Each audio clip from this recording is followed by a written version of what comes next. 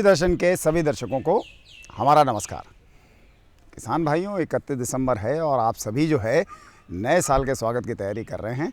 तो हम भी आपके उस समारोह में शामिल हैं और हम भी आपके लिए बहुत सारी जानकारियां, कृषि से संबंधित जितनी भी जानकारियां हैं जो बीते साल भी हुआ है वो सब लेके आए हैं। और ख़ास हम आज जो बात करेंगे वो पशुपालन के क्षेत्र में क्या कुछ हुआ है, इस पे हमारी जानकारी रहेगी। तो चलिए शुरुआत करते हैं खबरें खेती से। भूमि अधिग्रहण अधिनियम को नए संशोधनों के साथ मंजूरी। दुर्लभ बैंगनी चाय को असम में उगाया जा सकता है। राष्ट्रीय कृषि एवं महिला ग्रामीण विकास में मीडिया की भूमिका। मध्य प्रदेश के 9 जिलों में स्टील के साइलो बनाए जा रहे हैं और सेब उत्पादकों को मौसम विज्ञान विभाग के पूर्वानुमान से राहत। नमस्कार, खबरें खेती की में आपका स्वागत है। मैं हूं कुसुमलता। अब खबरें विस्तार से। आने वाले नए साल में सरकार ने किसानों को लाभ पहुंचाते हुए भूमि अधिग्रहण कानून में बदलावों के अध्यादेश को मंजूरी दे दी है। इससे लाखों किसानों के साथ आम जनता को भी फायदा होगा।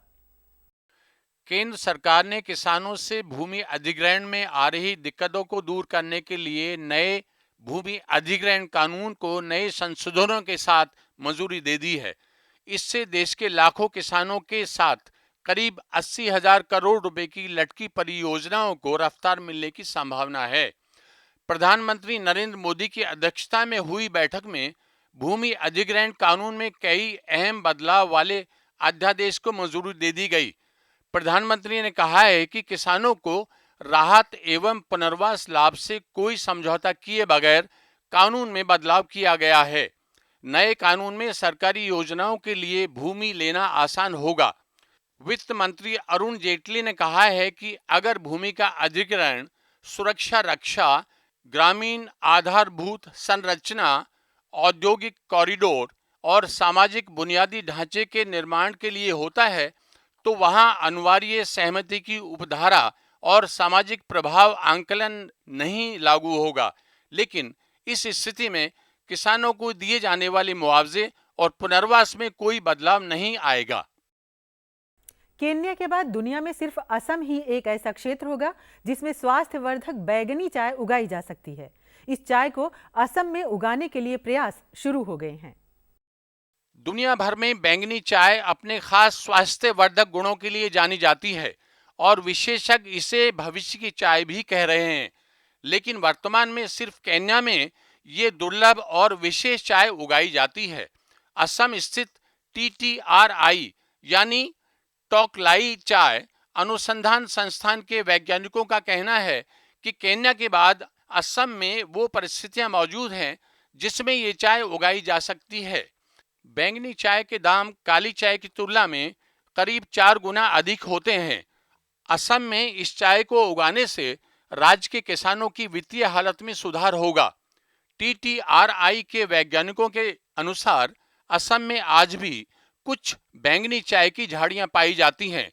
वैज्ञानिकों का कहना है कि केन्या में उगाई जाने वाली TRF के 306/1 किस्म का मूल स्थान असम ही है।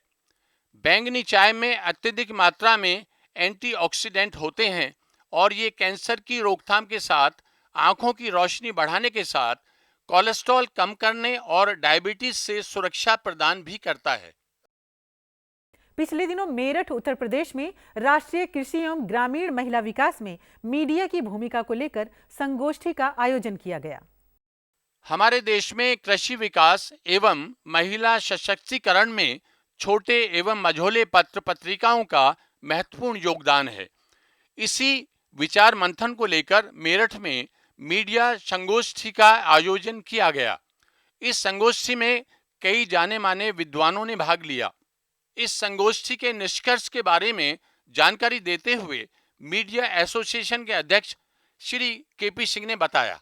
मीडिया एसोसिएशन द्वारा संगोष्ठी और सम्मेलनों का प्रतिवर्ष 2 आयोजन किए जाते हैं, जिसमें कृषि विषयों पर, महिलाओं पर, श्वेत क्रांति, हरित क्रांति और संचार क्रांति पर संगोष्ठियां कर चुके हैं। इस क्षेत्र में ग्रामीण विकास, महिलाओं के विकास और शिक्षा के क्षेत्र में उल्लेखनीय योगदान करने वाले व्यक्तियों को प्रतिवर्ष सम्मानित भी करती है। मीडिया एसोसिएशन ने जो आज ये रखा है कि राष्ट्र निर्माण में मीडिया की क्या भूमिका है, क्योंकि मीडिया की भूमिका राष्ट्र निर्माण में बहुत कुछ महत्वपूर्ण है, क्योंकि हमारे यहाँ कृषि पर आधारित कई उद्योग हैं और कृषि ही इस देश के विकास की और संस्कृति की महत्वपूर्ण जननी है। कृषि के पर 67% व्यक्ति आज आधारित हैं। बिना कृषि और ग्रामीण विकास के राष्ट्र का निर्माण नहीं हो सकता। मीडिया ने इसी विषय को रखते हुए ये आज संगोष्ठी और इसका आयोजन किया है। इसमें आकाशवाणी नई दिल्ली मीडिया पार्टनर है तथा ब्रॉडकास्ट क्लब ऑफ इंडिया इसमें संयोजक के रूप में भी भाग ले रहा है। देश में पहली बार अन्न की बर्बादी रोकने के लिए इसके भंडारण के लिए स्टील के साइलो मध्य प्रदेश सरकार द्वारा बनाए जा रहे हैं। इससे राज्य की अन्न भंडारण क्षमता में इजाफा होगा और अन्न सुरक्षित भी रहेगा। मध्य प्रदेश सरकार खाद्यान्न के भंडारण के लिए स्टील के साइलो का निर्माण करा रही है। स्टील के साइलो देश में पहली बार बन रहे हैं और इनसे मध्य प्रदेश राज्य की अन्न भंडारण क्षमता में 2.5 लाख टन का इजाफा होगा। मध्य प्रदेश राज्य के 9 जिलों भोपाल, इंदौर, उज्जैन, देवास, विदिशा, सीहोर, हरदा, होशंगाबाद और सतना जिले में स्टील के साइलो का निर्माण कराया जा रहा है। इन साइलो के निर्माण के लिए पब्लिक प्राइवेट पार्टनरशिप मॉडल के तहत कार्य किया जा रहा है। मध्य प्रदेश के खाद्य एवं नागरिक आपूर्ति तथा उपभोक्ता सुरक्षा मंत्री श्री विजय शाह ने बताया कि इस प्रयास को राष्ट्रीय एवं अंतर्राष्ट्रीय स्तर पर सराहा जा रहा है और देश के अन्य राज्य भी इस प्रकार के साइलो अपने यहाँ बनाने के लिए शुरुआत कर रहे हैं। स्टील साइलो का रखरखाव बेहद कम होता है तथा इसकी जीवन अवधि भी अन्य साइलो की तुलना में कई सौ वर्ष की होती है।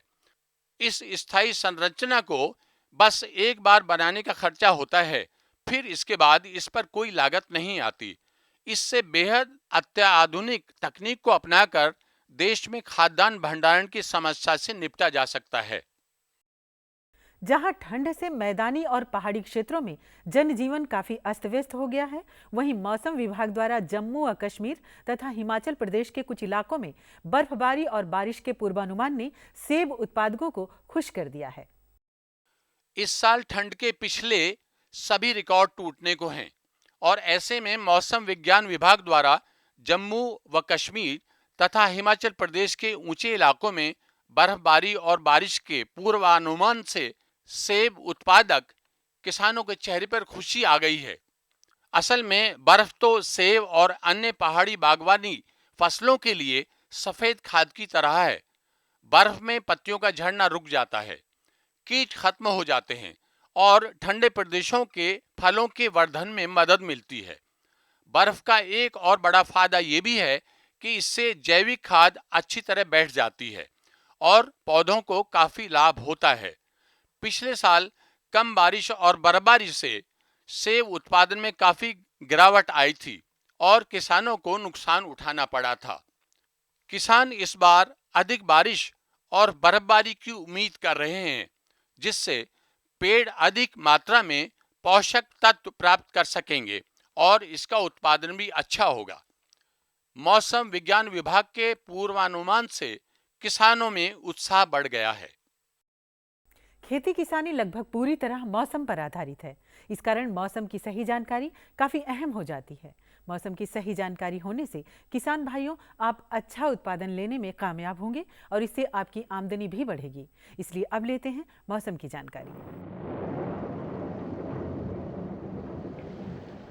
मौसम विज्ञान विभाग के अनुसार पंजाब, हरियाणा, दिल्ली, उत्तरी राजस्थान, उत्तर प्रदेश, बिहार, उत्तरी मध्य प्रदेश सहित असम, त्रिपुरा और उड़ीसा में घने कोहरे की संभावना है।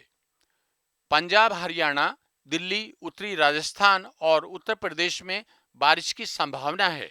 पंजाब, हरियाणा और पश्चिमी राजस्थान में पाला पड़ने की आशंका है। इसके अलावा जम्मू व कश्मीर तथा हिमाचल प्रदेश के ऊंचे क्षेत्रों में बारिश और बर्फबारी हो सकती है। खेती की खबरों में आज बस इतना ही। कृषि दर्शन कार्यक्रम में और अधिक रोचक और ज्ञानवर्धक जानकारियों के लिए देखते रहिए कृषि दर्शन।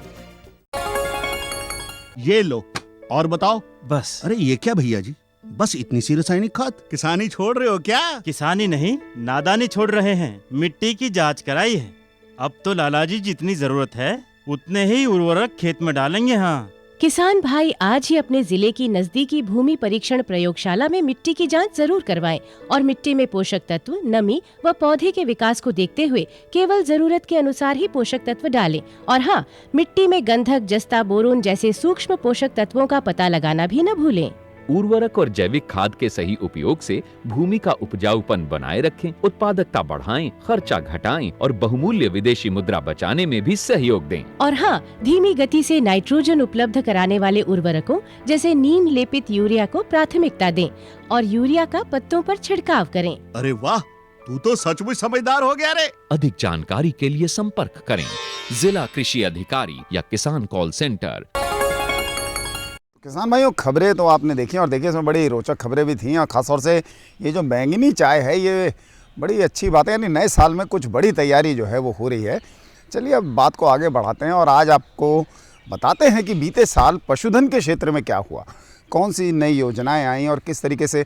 ये तो आप जानते ही हैं कि दूध उत्पादन में हम विश्व में पहले नंबर पे हैं और ये नंबर हमारा बना रहे, इसके लिए क्या क्या प्रयास हो रहे हैं, आइए देखते हैं इस रिपोर्ट में।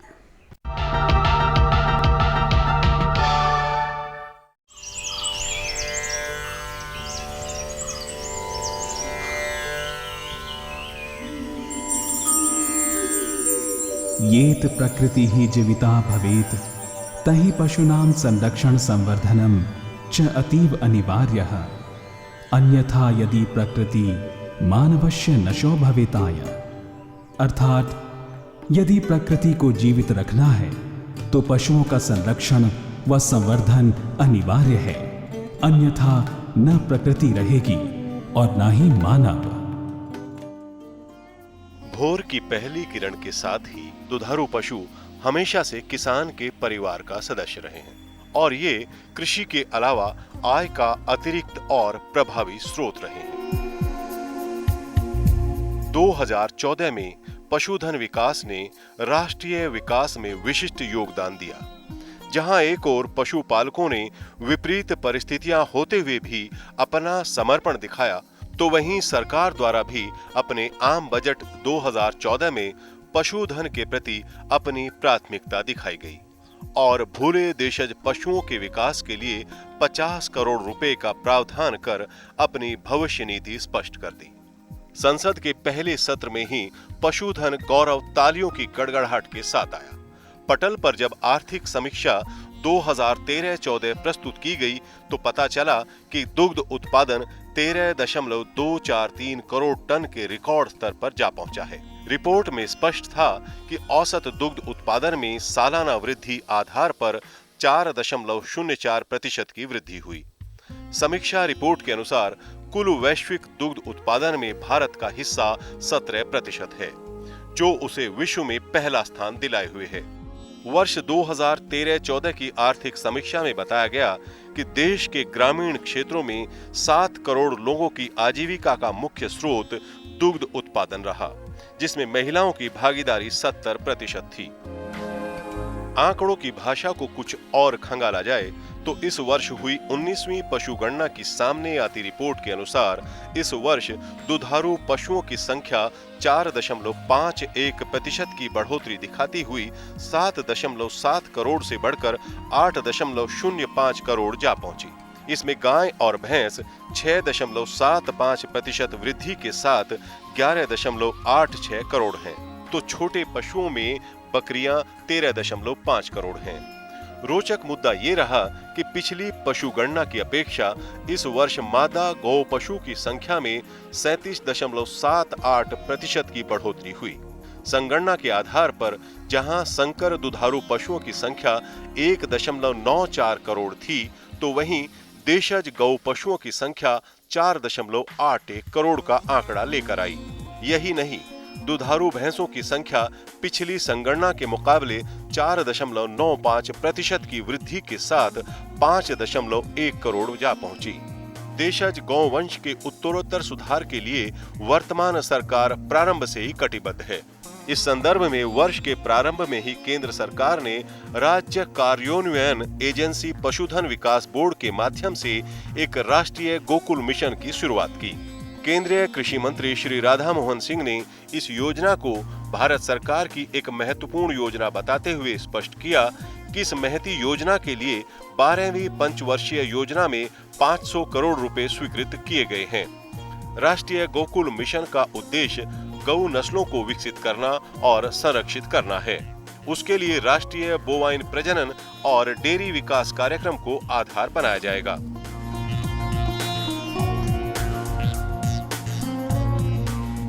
देश की शीर्षस्थ कृषि संस्था भारतीय कृषि अनुसंधान परिषद के स्थापना दिवस पर अपने संभाषण में प्रधानमंत्री श्री नरेंद्र मोदी ने स्पष्ट किया कि पशुपालन, मछली पालन, प्रोटीन क्रांति और औषधीय पौधों की खेती को बढ़ावा देना होगा। हमारे पास जितनी मात्रा में पशु है उसकी तुलना में दूध बहुत कम है। दूध की मांग ज्यादा है, रिक्वायरमेंट भी ज्यादा है। हमारे पशु ज्यादा दूध उत्पादन करें, ये हमारे लिए एक सहज प्रक्रिया होनी चाहिए। एक सामान्य व्यवस्था का हिस्सा बनना चाहिए। ऐसा नहीं कि यूनिवर्सिटीज और लैब ने या वेटरनरी कॉलेज ने इस पर काम नहीं किया है, लेकिन जब तक ये काम जो पशुपालक है उस तक नहीं पहुंचता है तब तक हमें परिणाम नहीं मिलता है। सारे विश्व में ये जो बदलाव आया है उसमें साइंटिफिक इंटरवेंशन से आया है। टेक्नोलॉजी अपग्रेडेशन और टेक्नोलॉजी का इन्वॉल्वमेंट से आया है। हम जब तक उस दिशा में नहीं जाते हम देश और दुनिया की मांग की पूर्ति के लिए, और स्थिति ऐसी है कि मांग बहुत बड़ी है, हमारे लिए एक अपॉर्चुनिटी है, उस अपॉर्चुनिटी को पैसे भरे। कुछ ऐसा ही श्री मोदी ने 15 अगस्त के दिन ध्वजारोहण के बाद लाल किले के प्राचीर से अपने पहले भाषण में स्पष्ट किया था। उनकी आदर्श ग्राम योजना भरपूर उत्पादन और देशज पशु विकास के दम पर गांव-गांव की तस्वीर बदलती नजर आई। राजनीति से परे श्री मोदी ने देश भर के गांवों के विकास की बात की। गांव की दहलीज पर लैपटॉप लिए बैठी मुनिया सारे आंकड़े दिखाती है।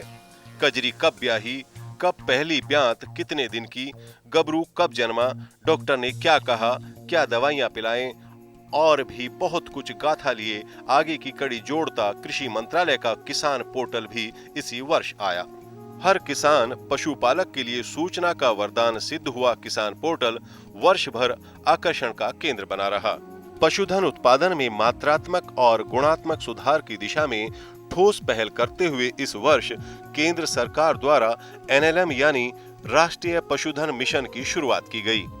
केंद्रीय कृषि मंत्री श्री राधा मोहन सिंह ने इस मिशन की शुरुआत करते हुए स्पष्ट किया कि इसी मिशन के तहत चारा और चारा विकास उप मिशन है जो चारा संसाधनों में सुधार लाएगा। पशुपालन और कृषि के लिए किए जा रहे समेकित प्रयासों को गति देते हुए अक्टूबर के प्रारंभ में ही भारतीय कृषि अनुसंधान परिषद, आयुर्वेद रिसर्च फाउंडेशन और राजस्थान पशु चिकित्सा एवं पशु विज्ञान विश्वविद्यालय बीकानेर के संयुक्त प्रयासों द्वारा एक राष्ट्रीय संगोष्ठी का आयोजन किया गया। इस वैचारिक संगोष्ठी का उद्घाटन देश के पूर्व राष्ट्रपति महामहिम डॉक्टर APJ अब्दुल कलाम द्वारा किया गया। डॉक्टर कलाम ने अपने संभाषण के मूल में पशुधन विकास से राष्ट्रीय विकास को जोड़ते हुए उसका महत्व स्पष्ट किया। संगोष्ठी में न केवल वैज्ञानिकों ने बल्कि किसानों और विद्यार्थियों ने भी भाग लिया। पशुपालन के लिए महत्वपूर्ण चारे की पौष्टिकता और उपलब्धता को लेकर हाइड्रोपोनिक्स मशीन का प्रदर्शन पशुपालकों के लिए विशेष आकर्षण का केंद्र रहा। तो वहीं पशु स्वास्थ्य के लिए उपयोगी देशज बछियों, औषधीय पौधों, पशु साहित्य आदि पर एक प्रदर्शनी भी आयोजित की गई। वर्ष के आखिरी पड़ाव पर फिर देशज पशुओं के विकास के लिए चेतना जागी। अक्टूबर माह में देशज पशुओं के दुग्ध उत्पादन बढ़ोतरी को लेकर एक विशेषज्ञ सलाहकार बैठक का आयोजन किया गया।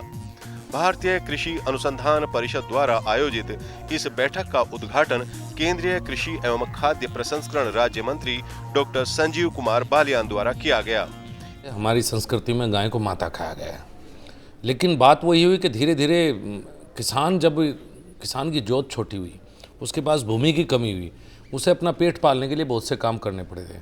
लेकिन अब नई सरकार की पॉलिसी बिल्कुल क्लियर है कि कुछ एनजीओ का तो यहाँ तक कहना है कि एक गाय 10 एकड़ फसल के लिए पेस्टिसाइड भी यूज़ नहीं करना पड़ेगा। इस तरह के एक्सपेरिमेंट अलग अलग लोग चला रहे हैं। हम उन सबको संगठित करके, उन सब की जो आज तक के उनका रिसर्च कह सकते हैं या उनको अनुभव है, उनका लाभ उठाकर हम गाय को इस तरह की चीज़ बनाएंगे कि किसान की एक वो हो जाए कि एक गाय अगर किसान रखेगा तो उसे ये फ़ायदे हैं। किसान को आपको फ़ायदा देना पड़ेगा। किसान को सिर्फ भावनाएं नहीं चला सकती, उसके पेट का भी सवाल है। नई सरकार का एजेंडा बिल्कुल क्लियर है। अब तक जो पॉलिसी चलती रही वो क्रॉस ब्रीडिंग को बढ़ावा कहीं ना कहीं देती रही।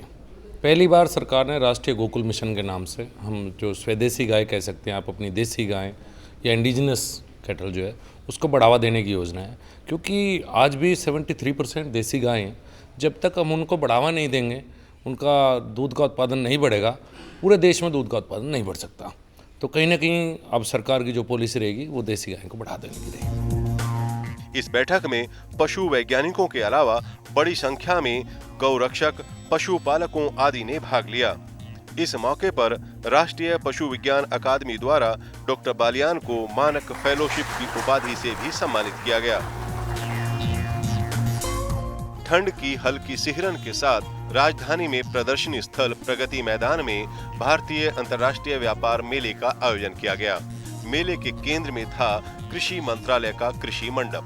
इसमें साल भर हरा चारा देने वाली हाइड्रोपोनिक्स पद्धति आधारित मशीन मुख्य आकर्षण का केंद्र रही।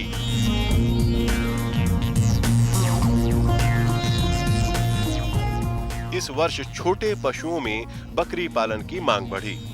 देश में विशेषकर उत्तर भारत में बकरी पालन को छोटे और मझोले किसानों ने अपनाया। बकरी पालन में आवास, चारा, नस्ल सुधार आदि के क्षेत्र में विशेष शोध कार्य संपन्न किए गए। दो राय नहीं कि पशुधन किसान के लिए तत्काल और पूरे साल आय का महत्वपूर्ण स्रोत है। कम लागत की बात हो या बड़े पैमाने पर कमाने की, पशुधन निर्धन से धनवान तक धन जुटाता है। गुजरे वर्ष ने इस बात को सप्रमाण सिद्ध कर दिखाया है।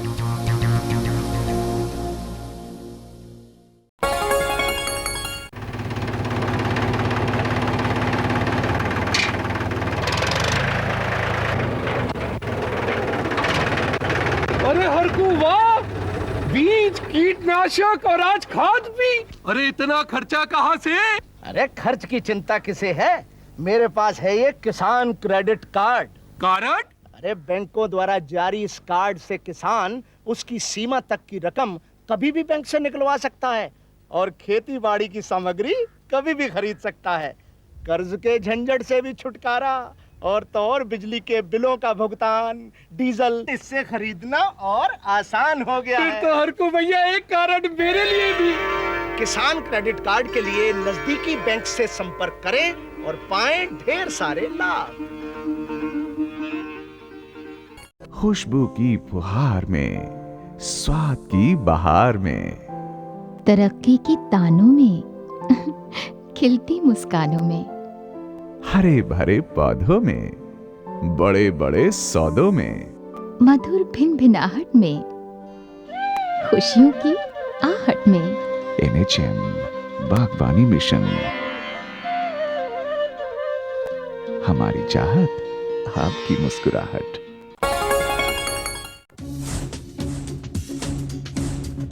जुड़िए हमारे साथ ट्विटर पर twitter.com/कृषिदर्शन-DD, फेसबुक पर facebook.com/कृषिदर्शन-DD और देखिए कृषि दर्शन अब YouTube पर भी youtube.com/user/कृषिदर्शन-DD। भेजें हमें मेल कृषिदर्शन-DD@gmail.com पर। आपको हमारा कार्यक्रम कृषि दर्शन कैसा लगा? अपने सुझाव, प्रतिक्रियाएं एवं सवाल हमें इस पते पर भेजें। कृषि दर्शन, कमरा नंबर 10, CPC दूरदर्शन, खेलगांव, नई दिल्ली 110049। तो किसान भाई, आपने देखा कि पशुधन के क्षेत्र में काफ़ी काम हुआ बीते साल में। सबसे बड़ी बात तो गोकुल मिशन की रही। देखिए, देसी नस्लों को बचाना बहुत ज़रूरी है क्योंकि ये तो साबित हो चुका है कि भाई हमारी जलवायु के हिसाब से ये बनी हैं, इनमें रोगों से लड़ने की क्षमता है।